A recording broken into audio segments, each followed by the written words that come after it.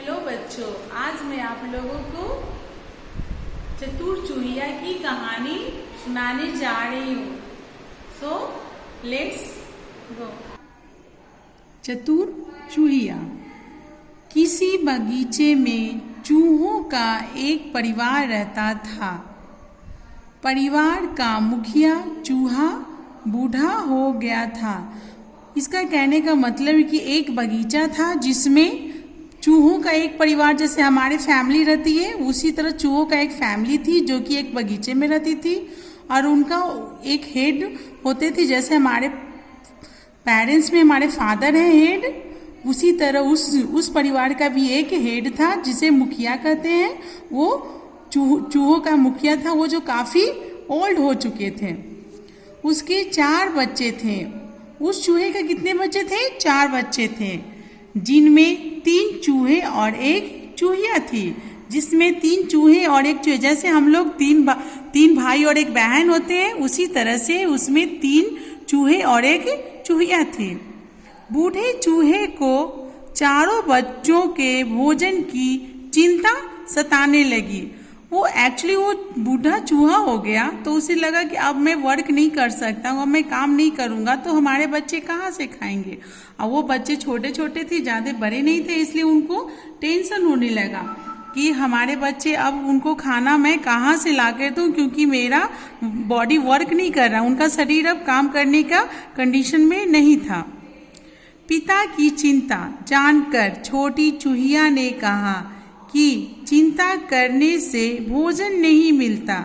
उसी तरह जब वो पापा उसको बताने लगे कि अब मैं हमारे बच्चों को कहाँ से भोजन ला के दूँ, तो उनमें से सबसे छोटी जो चूहिया थी, उनकी एक चूहिया थी, वो बोली कि आप चिंता मत करो, चिंता करने से भोजन नहीं मिलता, भोजन मेहनत करने से मिलता है। उसका कहना था कि अगर हम बैठ के सोचते रहेंगे कि भोजन कहाँ से मिलेगा कहाँ से मिलेगा, तो क्या हमारे पास भोजन आ जाएगा? नहीं।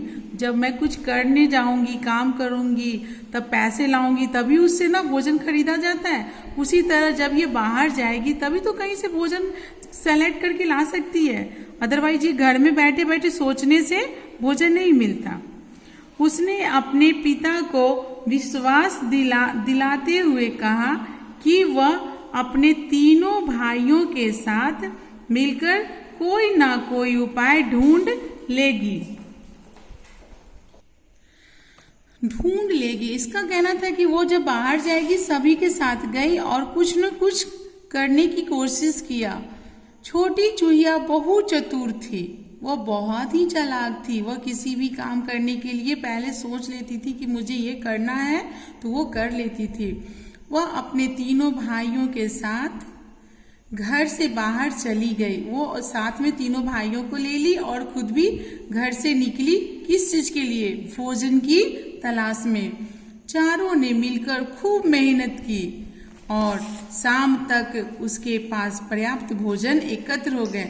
चारों भाई, 3 भाई और एक बहन, चारों ने घर से निकला और भोजन के लिए इधर उधर काफी मेहनत की, जिसके कारण वो अपने पास काफी भोजन कलेक्ट करके अपने घर वापस आई। शिक्षा। मुसीबत में चिंता नहीं करनी चाहिए, उपाय ढूंढना चाहिए। इस स्टोरी से हमें क्या शिक्षा मिलती है कि जब भी हम लोग मुसीबत में हो तो बैठ के केवल सोचो मत, कुछ करो, करने की सोचो। ये नहीं कि केवल बैठे हैं बस सोच रहे कि ये मुसीबत टलेगा, कैसे टलेगा। नहीं, उसके लिए आगे बढ़ो कि मुझे ये किसका सोल्यूशन कहाँ से निकालना है। इसीलिए ये बोला गया कि भूखे अगर घर में ये लोग रहता तो क्या ये से भोजन मिलता? नहीं। इसीलिए इन्होंने चारों ने अपना डिसीजन लिया और घर से बाहर गए। बाहर जाने के बाद ये थोड़े थोड़े करके काफी भोजन इकट्ठा कर लिया। सो बच्चों, इस कहानी से हमें क्या सीख मिला कि जब भी हम प्रॉब्लम में हो तो बैठ के सोचने में नहीं टाइम को वेस्ट करना चाहिए, उसके लिए कुछ सोल्यूशन निकालना चाहिए और वो भी कंप्लीट सोल्यूशन, जिससे हमारा वो प्रॉब्लम सॉर्ट आउट हो जाए। इस कहानी को सुन के आप लोग काफी इंजॉय किए होंगे। से थैंक यू।